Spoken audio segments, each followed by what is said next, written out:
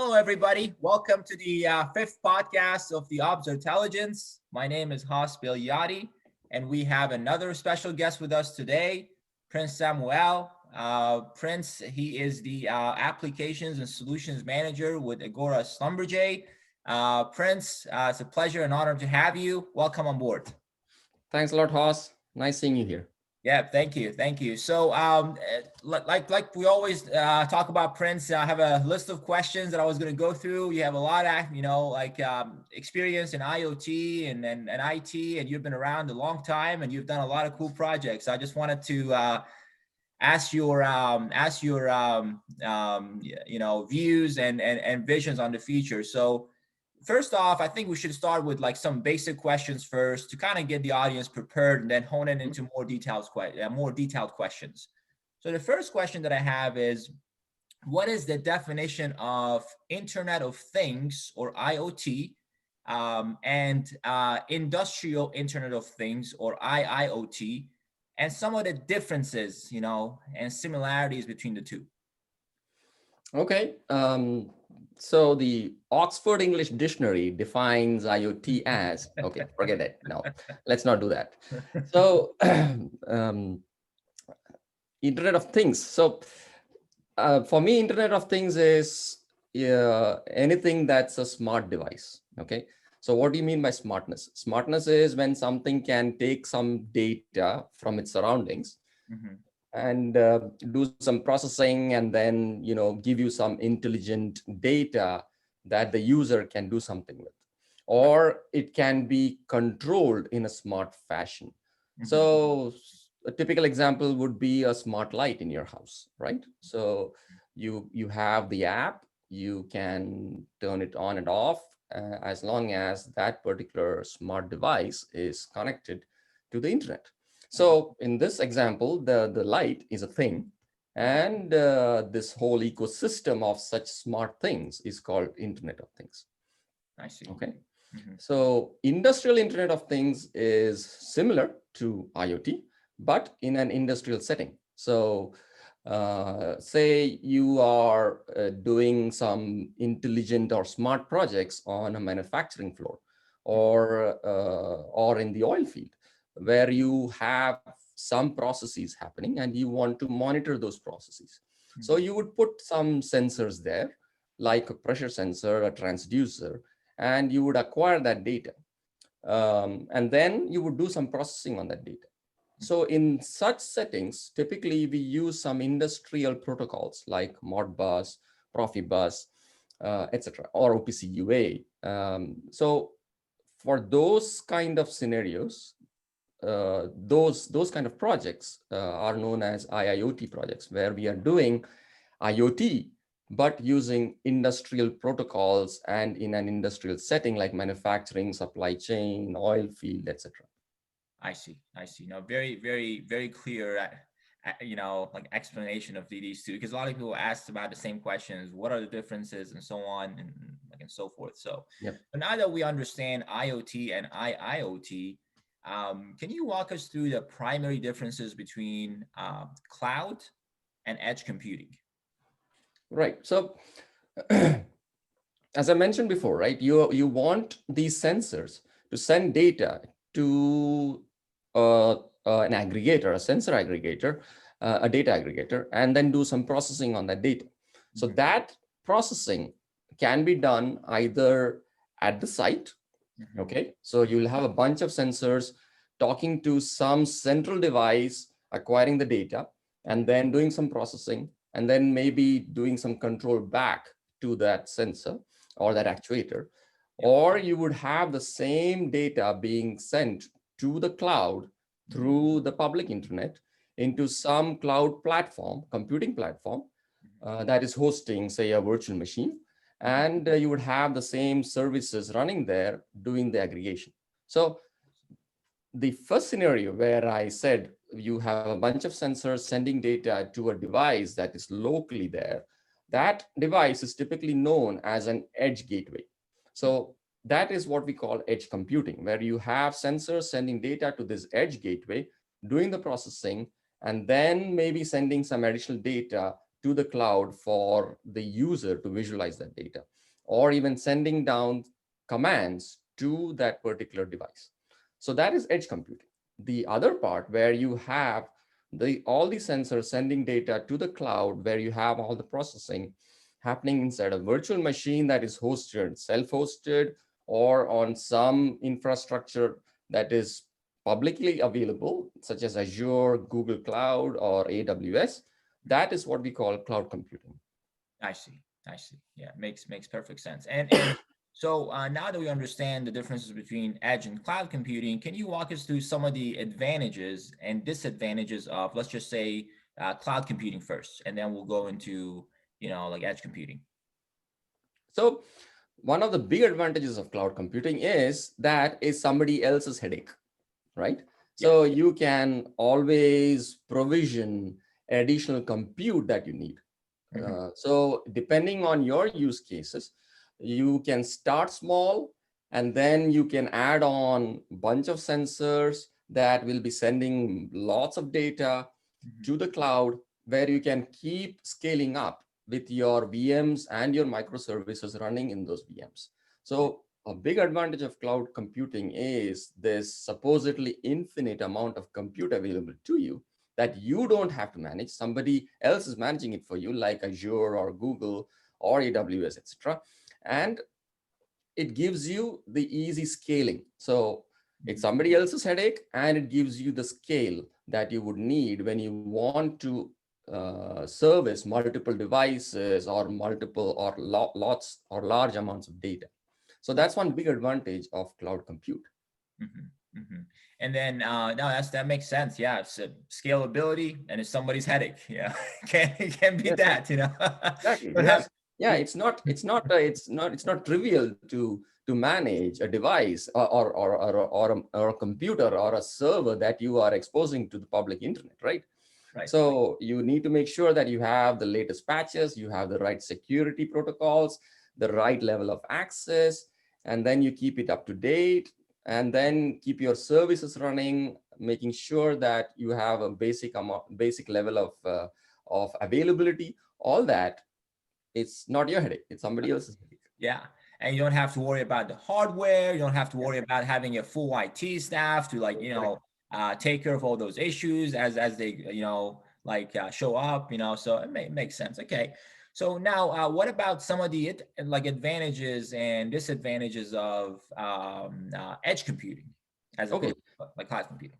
so let's talk about the advantages first. So you have sensors, and you have data from those sensors being sent to this local device, which we call the edge, right?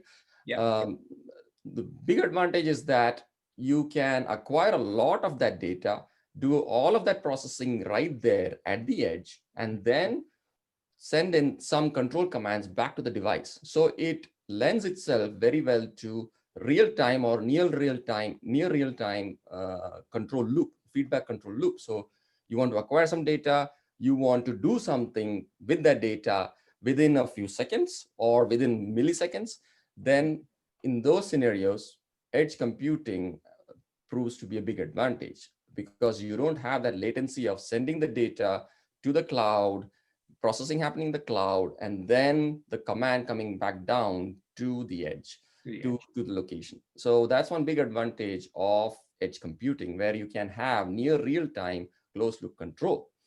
The other advantage is that you can crunch a lot of that data at the edge, and then only send the data that is processed. So you don't need to send lots of raw data to the cloud. You can save on bandwidth as well. So those are the two big advantages of edge compute. You can do near real-time feedback loop, and you can save on your bandwidth to the cloud by doing most of the processing on the edge. On the edge, I see. And any disadvantage? I'm sure anything in life, you're gonna have some disadvantages too, right? Yes. So for one of the main disadvantage of edge compute is that by definition it's localized, right? So if you want to optimize at a larger scale or at a larger level, so say you are trying to optimize the performance of an asset at a location.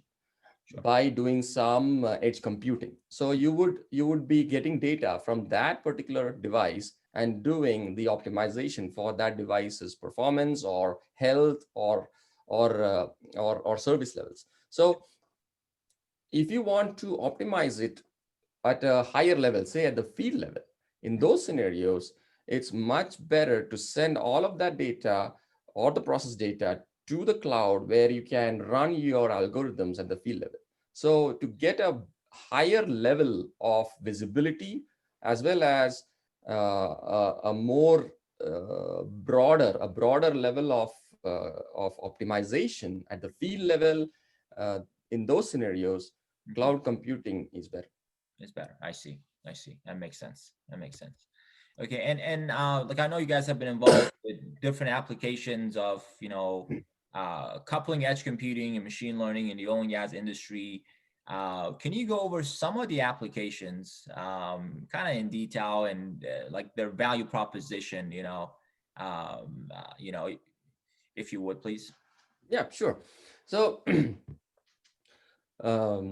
let's start with something simpler at the home, and then we can move it to the industry, right? Sure. So, for example, I have an IoT related project, my own personal project, okay, and I call it RIFPod. So this is an IoT device. It's a thing that's something that I have created where, say you are a guitarist and you have a guitar that you can, you know, that's an acoustic electric guitar or an electric guitar that has a has a transducer inside Yeah. that can that's basically an internal microphone, and then that signal can be sent to an amplifier, or you can use the signal to record on your laptop. Okay.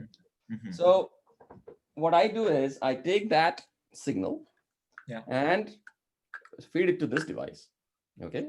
And what happens is that this device comes up as a Wi-Fi access point.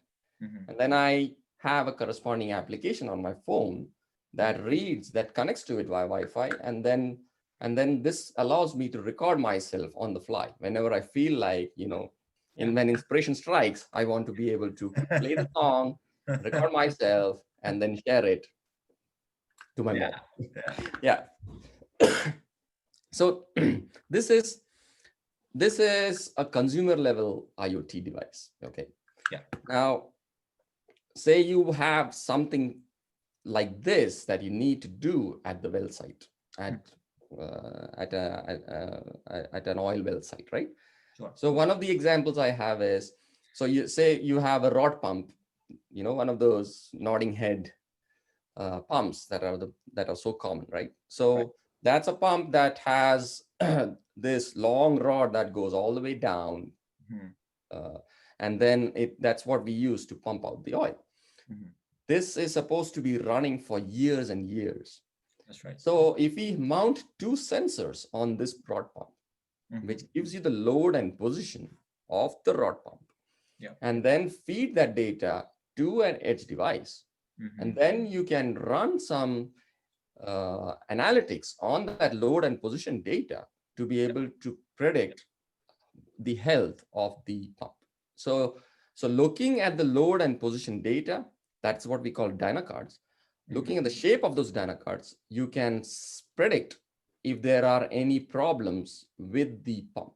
And then you can say, okay, this particular pump, there's a high probability of it failing, for example, that it will fail in the next 3 months. And that way, an alert can be sent out to the operator to plan out a scheduled maintenance for the pump, rather than the operator finding out that the pump has failed and then trying to fix it, which is much more catastrophic.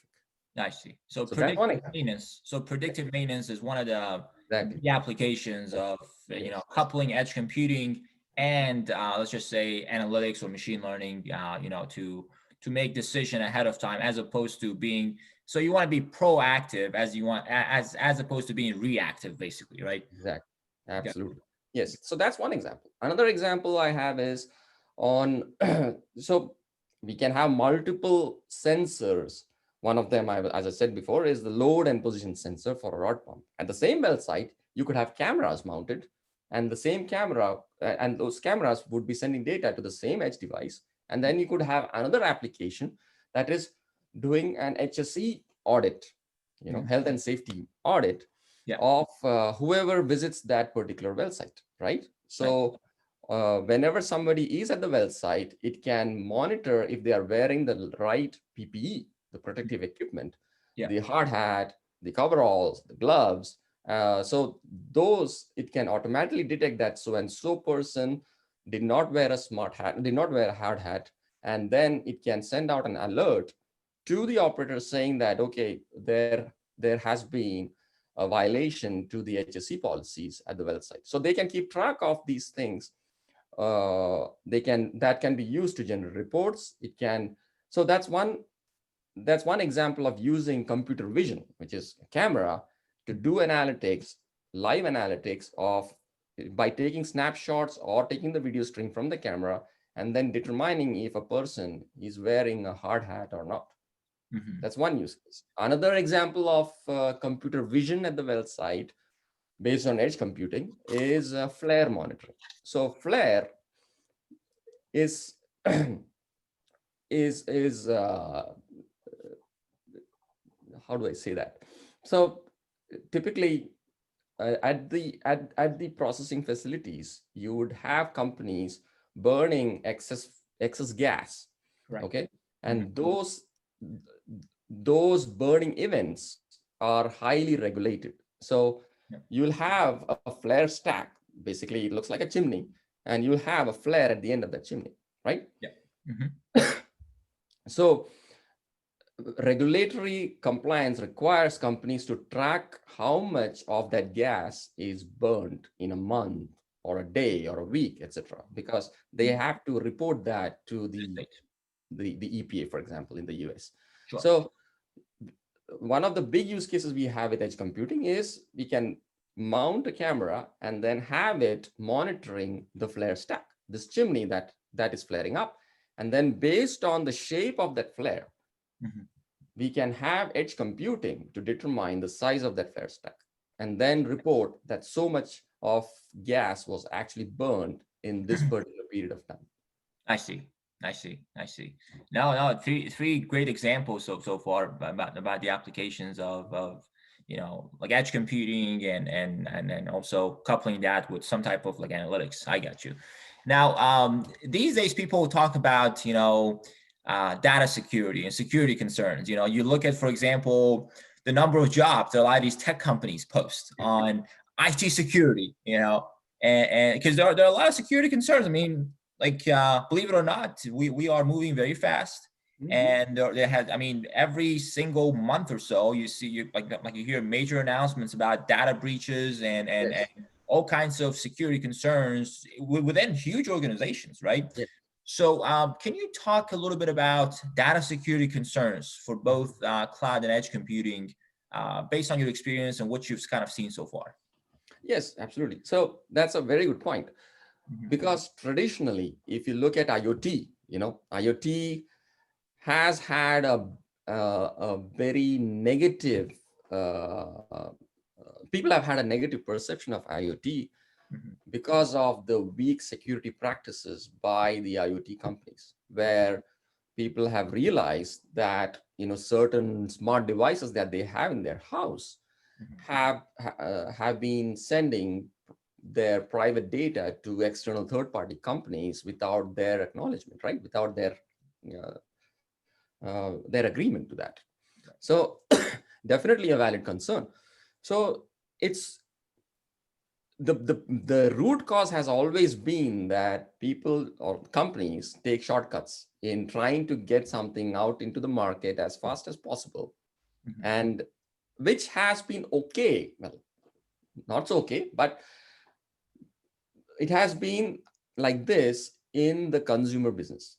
But if you take IoT to oil and gas or any of the industrial settings, there is no way that this will be let. This will be allowed. So on the edge, there are some best practices that every company that is thinking about doing IoT in their facilities should make sure that they check on. Like one of the things is physical security, of course. Yeah. You know, the edge device needs to be located in a place or needs to be secured properly so that physical security is there. Second part is, okay, in case somebody steals it, right? What is the data security? So the disk encryption needs to be enabled, right? And the security needs to be, the encryption needs to be based on a TPM chip, which is a secure enclave chip that is built into the motherboard of the edge gateway. So whenever a company tries to select an edge computing platform, this needs to be a basic check that TPM needs to be built into the hardware, and the OS and the middleware running on that hardware need to have security as a basic offering. It shouldn't be an add-on that, okay, in case the company specifies it has to be there, then we add it. No, by default, security needs to be there. Data security, physical security, and then security of data in transit. So sensors sending the data to the device, to the edge gateway, need to be secured. So the protocols that are used need to have standard security measures in place for the transmission of the data. The storage of the data on the edge device has to be encrypted. The data then that is sent to the cloud also has to be over a secure channel, right? And then the data that is stored in the cloud has to be secure as well. So edge security from the security starting from the location where the sensors are acquiring data, encrypting it, sending it to the edge gateway, gateway storing it, and then sending it to the cloud, and then the cloud storing it, and then the role-based access control of who can actually access that data. So it has to be an end-to-end system that has to be in place to be a fully secure offering.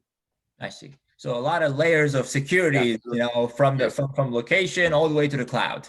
I got so you. when an edge computing provider or edge computing platform says that they're secure, we need to make sure that all these layers of security are in place.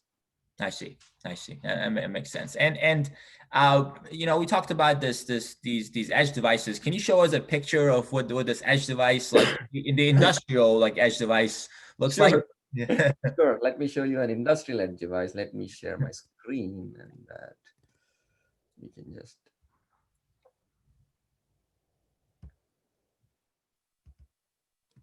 There we go. There we go. There you go. So this is the Agora gateway. So, and this is my cat for reference, scale reference, right? You've seen those pictures where you have a banana for reference. Here it's my cat for reference.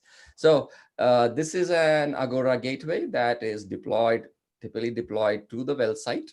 And yeah, so this is an example. It's connected to my home router. So it's just here for some basic testing that we are doing while working from home. Yeah. I got you. That's cool. That's a great picture. And how much I guess power and bandwidth like do you need with these edge devices? So it's this particular one is at the end of the day, it's one of those fanless Intel Atom based single board computer devices that are enclosed in an industry standard enclosure, making it suitable for oil and gas use, right? So it's an Intel Atom x86 2 gigahertz with 8 GB RAM and a 32 GB flash disk for storage, for long-term storage. And it's fanless, right? And Yeah, that's what it is. And so physical interfaces, there are two interfaces. One is an Ethernet port, the other is a serial port. So those are the two physical interfaces that are available for it to communicate with any sensors that are at the well site. So any sensor that acquires data and can send it over a serial protocol, like an RS-485 or an RS-232 protocol, or if the sensor can send the data over Ethernet using Modbus TCP or OPC UA, any of those Ethernet-based protocols, the gateway can actually talk to those sensors. There is also built-in Wi-Fi, so the gateway can come up as a Wi-Fi access point. So if you have wireless Wi-Fi sensors, they can communicate directly to the gateway. So that's for the network at the well site, right? Mhm. For northbound connectivity, that is connectivity to the cloud, we have Ethernet port, another Ethernet port in case there is a local area network by the client. Mhm. If the client already has a local area network in place, then we can hook up to that network. It Mhm. also has a built-in cell modem. So if you put in a SIM card, it will start communicating through cellular data, through LTE cellular data. Mhm. And it also has a built-in satellite modem. So for remote locations that do not have cellular connectivity, we use the satellite option to send data to the cloud. I see. I see. Yeah. And I think from what I remember, like a lot of these like edge devices, when they advertise it, they say that these are designed for harsh environment. For example, that edge device that you're showing us now, does it also have to be enclosed in a for to protect it in harsh environment, like in the oil field, like well So sites and all that? this one is ready for field use. So there are a few standards, a few compliance standards that a typical edge device needs to adhere to if it has to be deployed to to such locations, right? So Mhm. this one is C1D2. So we are working on a C1D1 uh, class of device, and also explosion proof or 8x level of certification as well. So depending on the use case, we will have our different models of the gateway deployed based on the requirements from the clients, as well as requirements from the regulatory authority, that okay, it is this, any device that is within so many feet of the well site has to be 8x certified, for example. So there is no way that we can deploy a non-8x certified gateway to that device. But yeah, so those options are available for us to deploy our devices to. I see. I see. That makes sense. That makes sense. Perfect. Yeah. No, perfect. Yeah. So the next question that I have, you can probably stop sharing so we can see you back, Prince. The next question that I have is there are a lot of technologies, and every guest that I bring on, based on their experience, they all have really good feedback, perspectives, and vision. So I just wanted to ask you about what are some of the technologies that you're bullish about in the next few years within the IoT like industry, of course.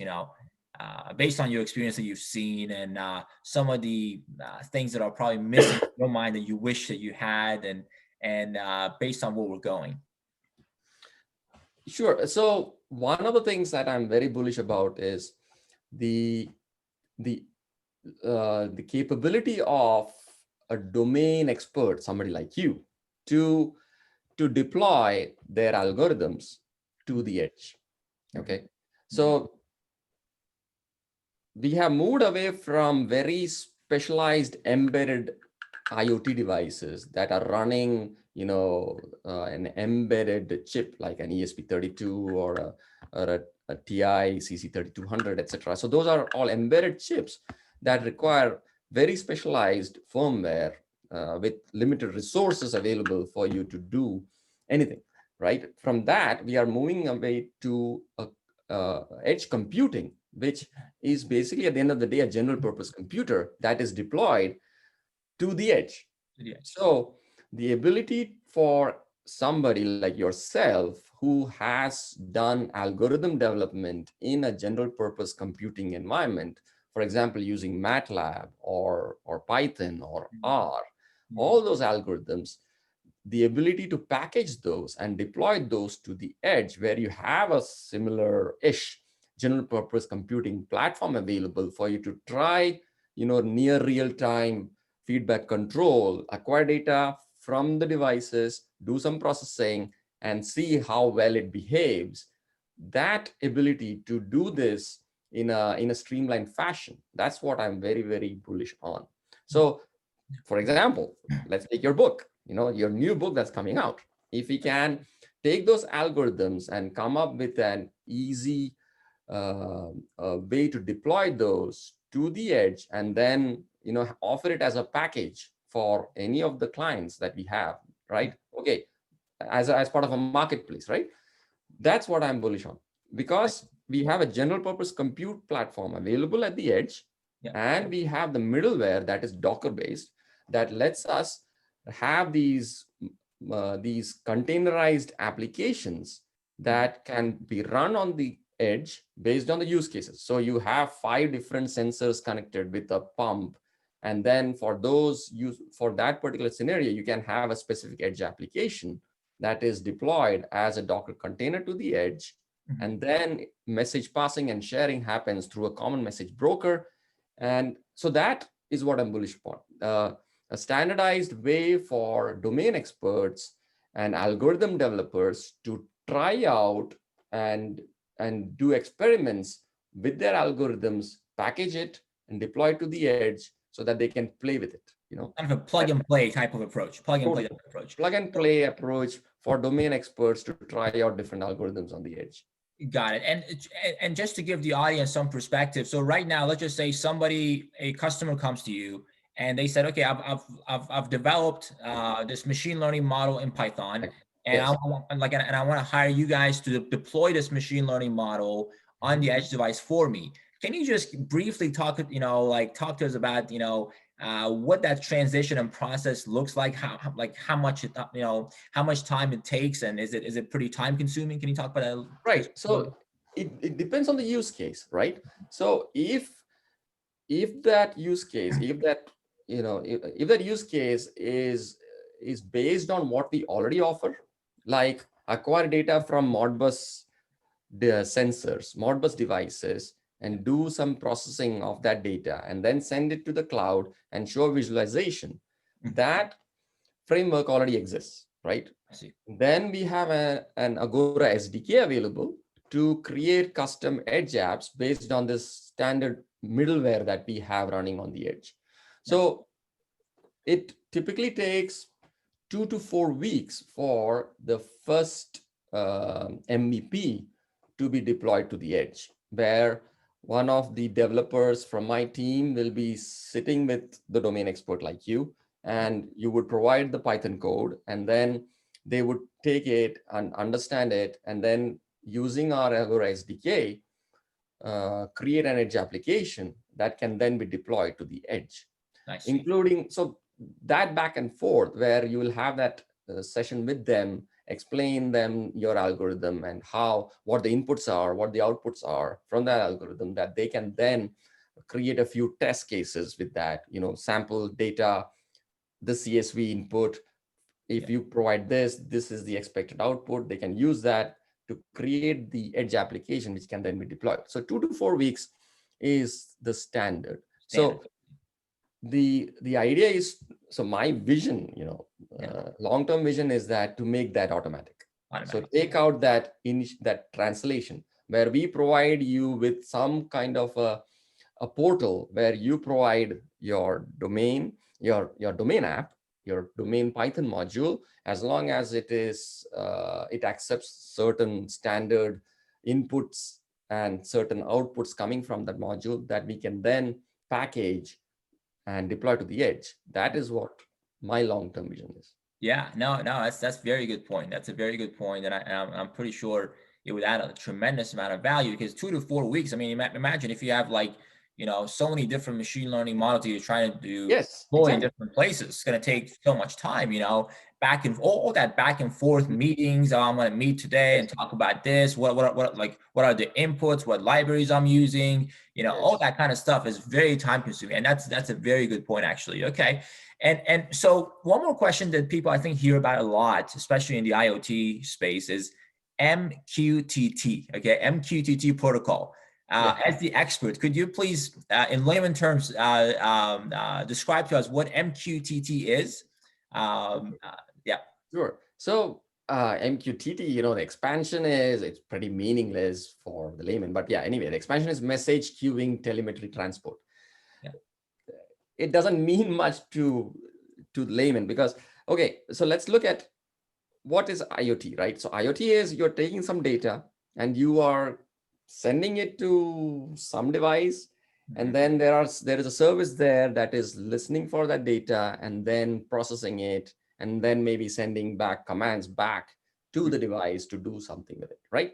Right. So this model, right, where you want to acquire the data, the sensor does it, then it publishes that data, Yeah. okay, and then you have a common message bus or a message broker on the gateway, on the edge gateway, where you have other services that are subscribing to messages coming to this broker so that they can all listen in to this data coming from multiple sensors and then do the acquisition and then publish another message onto that same message broker, which the sensor is subscribing to, which can then do certain actions based on those messages. So acquire data, subscribe to that data, publish command, subscribe to the command, do the command.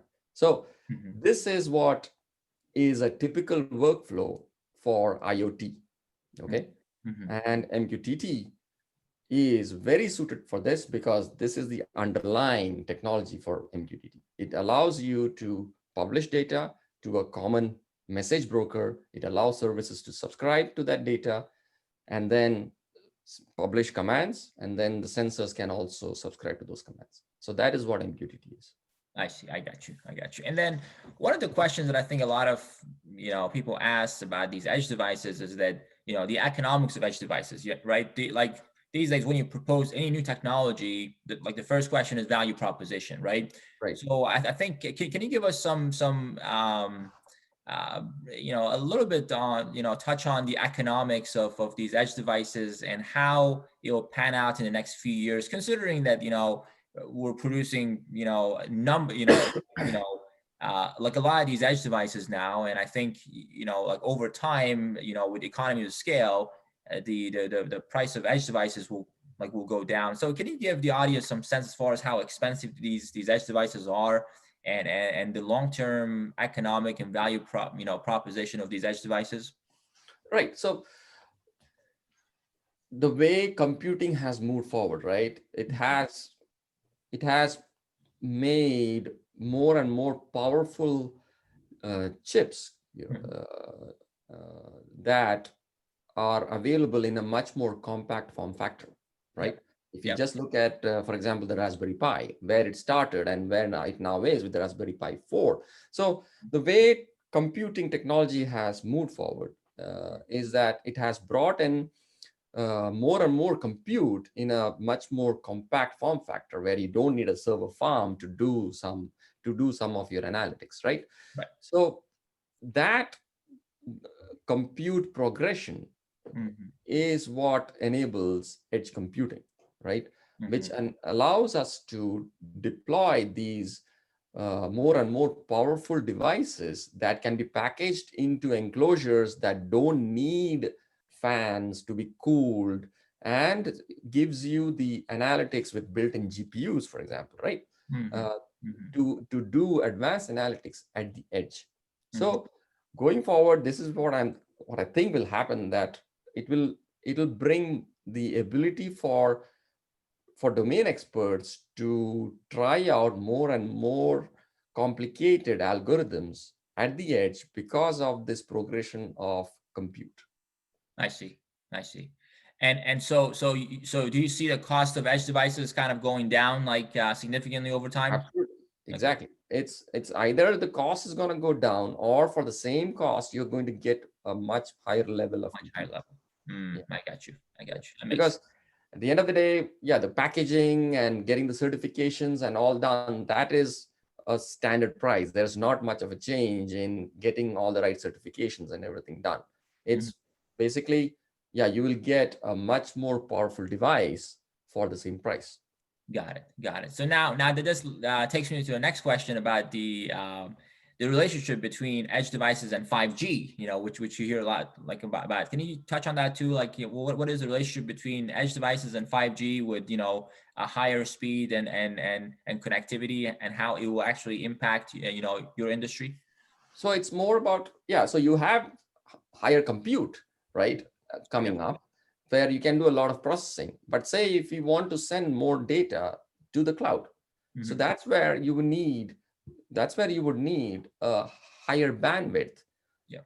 That's where 5G comes into play. Hmm. So you are crunching a lot of data. You Hmm. might need to be sending that data to the cloud. Yeah. In those scenarios, that's where this progression towards 5G would be more beneficial. Hmm. But you have to realize that oil and gas is a very, it doesn't pick up these new technologies very, Very in, quickly. yeah, we are still dealing with equipment that is at least 20 years old, right? So we still don't Yeah. have cellular connectivity in some parts. We are still using satellite communication where it is $10 per megabyte to send Yeah. data. Yeah. So Yeah. hopefully, yeah, the transition will happen, Yeah. but it's going to take some time for It's gonna that. take some time, especially in the oil and gas industry. Yes. We're no, that's a very fair point. And at the end, I'd like to ask one more question. You have a lot of experience in this area and have done a lot of great projects. And what are some of the recommendations that you have for interested individuals that would like to get started in the IoT space?